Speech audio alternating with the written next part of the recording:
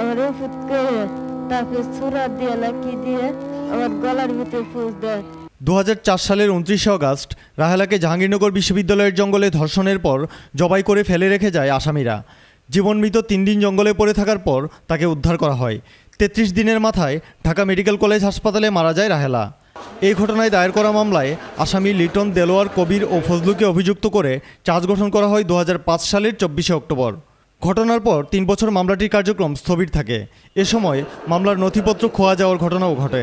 বিষয়টা যখন মিডিয়ায় আলাপ আলোচনা হলো তখন ঊর্ধ্বতন যারা আছেন তারা উদ্যোগী হয়ে তারা আলামতটা খোঁজ করেছেন। প্রসিকিউশন তার কাছে থাকা যেসব উপাদান এই মামলায় যা পেয়েছে সে অনুযায়ী সে মামলা প্রমাণ করতে সম্পূর্ণ সক্ষম হয়েছে।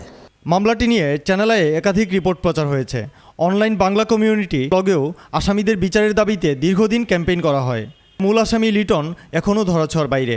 অবশ্য পুলিশ সবসময়ই বলছে তাকে ধরতে সব ধরনের চেষ্টাই করছেন তারা। ইন্টারপোলের মাধ্যমে আবেদন জানালে একটা রেসপন্স পাওয়া যেতে পারে। রেডিওকরণের পাশে সাভারে সেখানে কয়েকবার রেড করা হয়েছে, অনেক দিন অনেকবার। তার গ্রামের বাড়ি আছে লক্ষ্মীপুর, সেখানেও পুলিশ গিয়েছে। পরিবারের সদস্যদের দাবি ঘটনার পর থেকে লিটনের সঙ্গে কোনো যোগাযোগ নেই তাদের। তবে লিটনের সাজা চান তারাও।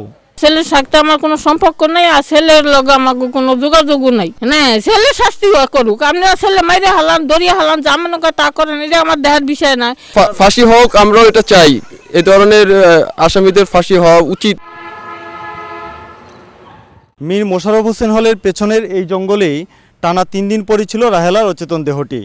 এর 33 দিন পর মারা যাওয়ার আগে রাহেলা বিচার চেয়েছিল ওই ঘৃণ্য নরপশুদের। অবশেষে দীর্ঘ বিচার প্রক্রিয়া শেষে রায়ের তারিখ হয়েছে।